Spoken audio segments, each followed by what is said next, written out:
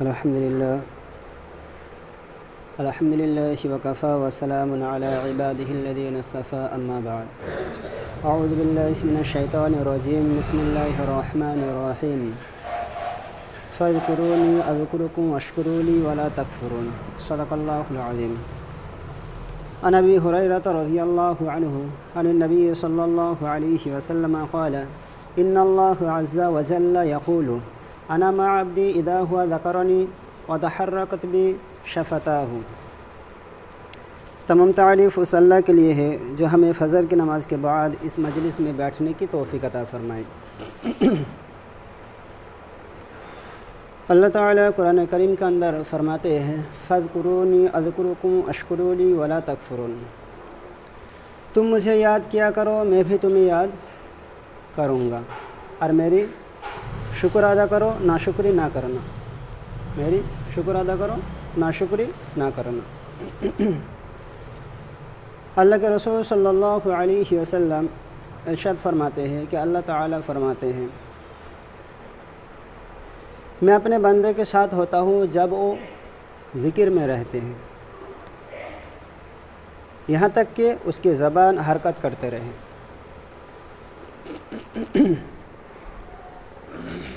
دیکھیے، علم صرف علم تکبر کو بڑھاتا ہے. علم صرف تکبر کو بڑھاتے ہیں، اور ذکر اس میں نرماہٹ لاتے ہیں. دونوں اگر ایک ساتھ ہو جائے تو آدمی محفوظ رہے گا. علم اور ذکر دونوں ایک ساتھ اگر رہے تو آدمی محفوظ رہے گا. اسی وجہ سے حضرت مولانا الیاس رحمۃ اللہ علیہ جب 6 نمبر تیار کیے تو علم اور ذکر کو علیحدہ نہ رکھے، علم اور ذکر کو ایک ہی ساتھ رہنے دیا. کیونکہ صرف علم جس کے اندر عمل کچھ نہیں ہو، صرف علم جس کے اندر عمل کچھ نہیں ہے تو وہ تکبر کو بڑھاتے ہیں، اور ذکر کی وجہ سے دل میں نرماہٹ آتی ہے. مثال سمجھے، ہر چیز کو صاف کرنے کے لیے دنیا میں کوئی نہ کوئی چیز موجود ہے. جیسے کہ مثال کے طور پر کپڑے اور بدن کو صاف کرنے کے لیے صابن موجود ہے. اسی طرح لوہے کی جنگ کو ہٹانے کے لیے آگ کی بھٹی موجود ہے. دل، اس میں بھی میل کچل آ جاتے ہیں، اور دل کی صفائی وہ کیا ہے؟ وہ ذکر ہے. دل کی صفائی ذکر ہے. کہا جاتا ہے دل کے لیے ذکر ایسے جیسے کہ مچھلی کے لیے پانی، جیسے مچھلی کے لیے پانی. حضرت معاذ بن جبل رضی اللہ تعالی عنہ فرماتے ہیں کہ نبی کریم صلی اللہ علیہ وسلم نے ارشاد فرمایا: جنتی جنت میں جانے کے بعد دنیا میں کسی چیز کے بارے میں افسوس نہیں ہوگا، صرف اس گھڑی کے جو اللہ تعالیٰ کے ذکر کے بغیر وقت گزار دی. اللہ تعالیٰ کے ذکر کے بغیر وقت گزار. حضرت بوسر رضی اللہ تعالی عنہ فرماتے ہیں کہ نبی کریم صلی اللہ علیہ وسلم نے ارشاد فرمایا. اللہ کے رسول سے پوچھا گیا: یا رسول اللہ، ذکر کے مجلس میں بیٹھنے کی ثواب اور انعام کیا ہے؟ تو اللہ کے رسول نے فرمایا: جنت. ذکر کے مجلس کے ثواب و انعام صرف جنت اور جنت. ذکر کا اصل مصداق، اصل تعلق قلب سے ہے. اصل جگہ قلب ہے، اور زبان کیونکہ دل کا وہ ترجمان ہے، اسی لیے زبان سے بھی ذکر کیا جاتا ہے. علماء کے نزدیک دونوں ذکر معتبر ہے، ایک قلب دوسرا زبان. اصل ذکر کا مصداق قلبی ہے. تھوڑی دیر بیٹھ جائے. ذکر کیا ہے؟ اللہ تعالیٰ کے دھیان میں بیٹھ جانا. اللہ تعالیٰ کے دھیان میں بیٹھ جانا. کچھ دیر بیٹھے رہے اور سوچتے رہے اللہ تعالیٰ کے بارے میں، اللہ تعالیٰ کے بارے میں، اللہ تعالیٰ کے فکر میں اپنے دل کو متوجہ کر دیں، اور زبان کو حرکت کرتے رہے. کہا جاتا ہے کہ اس ذکر میں کیا فائدہ جس میں دل موجود نہ ہو، صرف زبانی ذکر کرتے رہتے ہیں، دل موجود نہیں ہے۔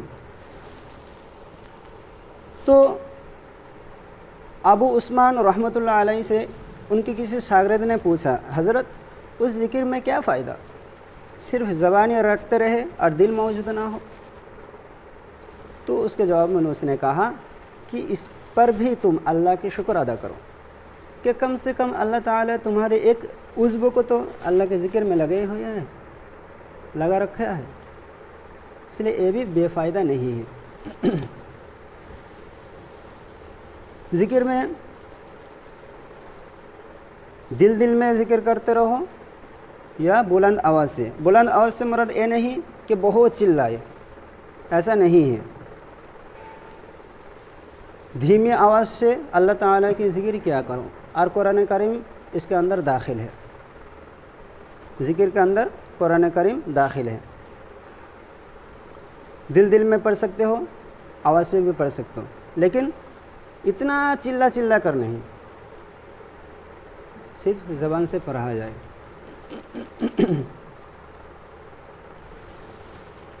علماء یہ فرماتے ہیں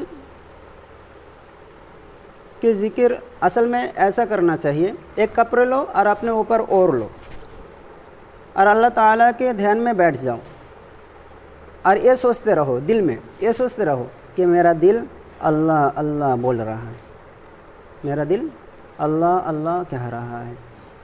شروع میں لگے گا کہ میرا دل پتھر ہے، کچھ نہیں کہتا، میرا دل پتھر ہے، کچھ نہیں بولتا، شروع میں ایسے ہی ہوگا۔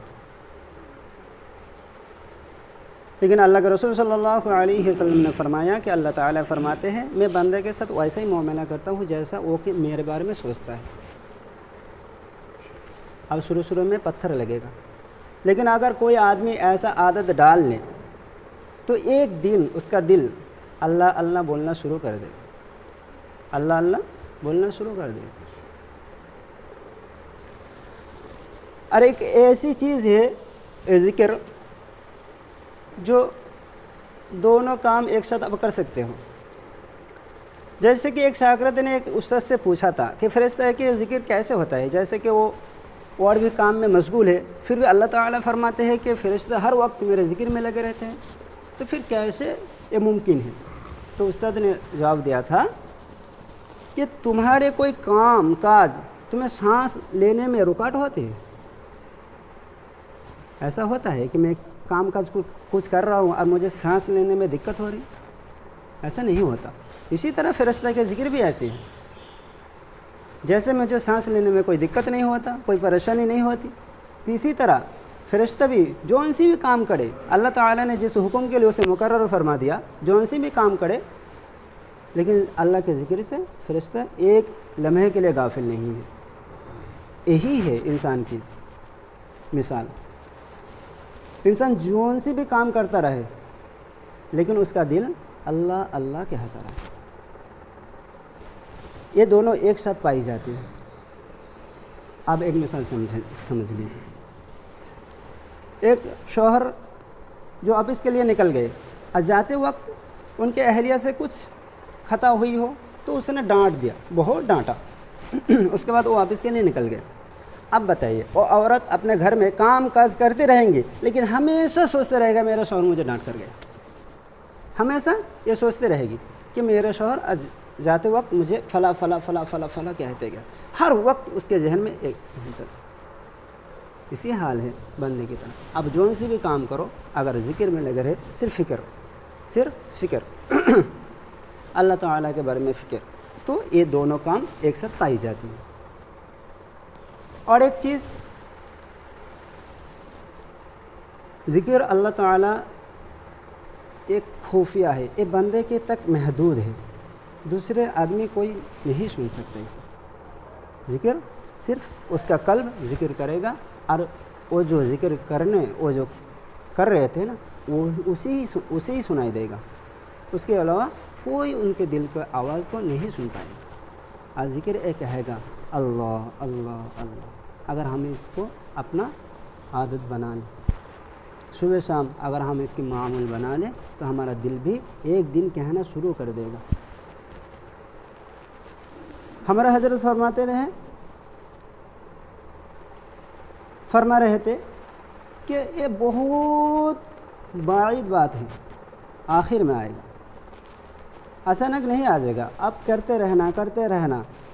بولا نا کہ شروع میں یہ لگے کہ میرا دل پتھر ہے، کچھ نہیں بولتے، کچھ نہیں بولے گا. لیکن اگر آپ مرتے دم تک اس پر جمے رہیں تو ایک دن آپ کے دل کی آواز آپ کو سنائی دے گی. وہ دل کہہ رہا ہے اللہ اللہ اللہ، اور ایک لگے گا ایک روشنی کی طرح میرے دل میں اتر رہے، گھس رہے، آپ کو دکھائی دے گا. لیکن شروع میں کچھ نہیں ہوگا.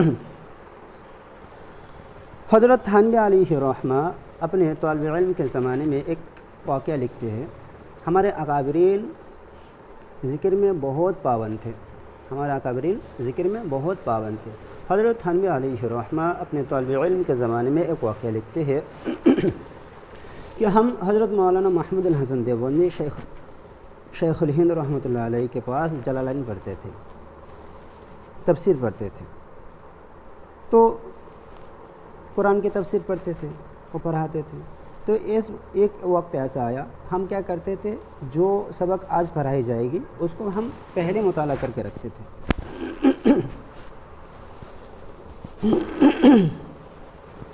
پہلے مطالعہ کر کے رکھتے تھے. تو شام کے وقت جب بیٹھے تو ایک سوال پیدا ہو گیا اس سبق میں. تو ہمارے ساتھی نے کہا کہ یہ سبق اگر ہمارے حل نہیں ہوئی تو کل اس کو سمجھنے میں بہت مشکل ہوگا. تو حضرت سے کوئی پوچھ لے اس کے بارے میں پہلے سے، تو کون تیار ہوگا؟ تو تھانوی صاحب فرماتے ہیں کہ مجھے کہہ دیا کہ اشرف علی آپ پوچھ لینا. میں نے کہا بالکل ٹھیک ہے، پوچھ لیں گے. تو میں فجر کے نماز کے وقت اپنی کتاب لے کر مسجد میں حاضر ہو گیا. تو نماز جون سے ختم ہوئی، میں کھڑا ہوا، حضرت نکل کر اپنے حجرے میں چلے گئے. میں دوڑا لیکن حضرت اس سے پہلے اپنے گھر میں گھس گیا. تو میں نے اپنے آپ کو ملامت کی کہ تو اتنا غافل ہے، ہاں ایک کام تجھے دیا گیا وہ بھی ٹھیک سے نہیں کر پایا، تو اتنا غافل ہے. اب تو حضرت کمرے میں چلے گئے اور اشراق تک نہیں نکلیں گے، تیرا سزا یہی ہے. تو باہر ہی کھڑا رہا. کہہ رہے تھے کہ وہ سردی کا موسم تھا. میں نے اپنے آپ کو سزا دینا شروع کیا کہ تو باہر ہی کھڑا رہا اور سخت تکلیف برداشت کر. تو میں بہت کانپ رہا تھا. کانپتے کانپتے میرے کان میں بات آئی. کون سی؟ کہ ذکر چل رہا تھا، لا الہ الا اللہ. حضرت ذکر کر رہے تھے اور ایسا ہوا ذکر کر رہے تھے تو ذکر کی آواز جب میرے تک پہنچی تو میرے ساری سردی چلے گئی، ساری سردی چلے گئی. تو میں یہ سوچ رہا تھا کہ حضرت نکلے تو میں یہ پوچھ لوں، لیکن کب نکلیں گے؟ جب نکلیں گے تب درس کے لیے چلے جائے گا، پھر میں پوچھوں گا کب؟ میں بہت سوچ رہا تھا. اچانک دیکھ حضرت نے دروازہ کھولا. تو میں حضرت کے چہرے پر دیکھا کہ اتنے سخت سردی کے موسم ہے لیکن حضرت کے پیشانی میں پسینہ پسینہ پسینہ پسینہ ہے. تو میں نے پوچھا، انہوں نے پوچھا کہ اشرف یہاں پر کیا کر رہا؟ تو میں نے بولا کہ حضرت یہ سوال پیدا ہو گیا. تو حضرت نے کہا کون سی دکھاؤ؟ تو میں نے دکھایا تو حضرت نے تقریر شروع کر دی. حضرت نے جب تقریر شروع کر دی تو نہ مجھے وہ الفاظ سمجھ میں آ رہے ہیں نہ اس کی معنی. ایسا نہیں کہ لکنت تھا، ایسا نہیں ہے. کہہ رہے کہ وہ جو الفاظ کہہ رہے تھے سب انجانا سا. میرے پہ حسن کے کوئی الفاظ ہے ہی نہیں، نہ الفاظ سمجھ میں آ رہے تھے نہ معنی. اس کے بعد انہوں نے پوچھا اشرف علی کچھ سمجھ میں آیا؟ میں نے کہا کہ دل میں کہا تھے تھوڑا نرم کر دیتے تو اور زیادہ اچھا ہوتا، لیکن میں نے کہا جی نہیں. تو انہوں نے پھر دوسری مرتبہ کہنا شروع کیا. تو اس مرتبہ الفاظ تو مجھے پہچانا لگ رہا تھا لیکن معنی کچھ سمجھ میں نہیں آ رہا. تو پھر پوچھا کہ اشرف کچھ سمجھے؟ میں نے کہا حضرت نہیں. تو کہا اس وقت تم چلے جاؤ، اس وقت تمہارے سمجھ میں نہیں آئے گا.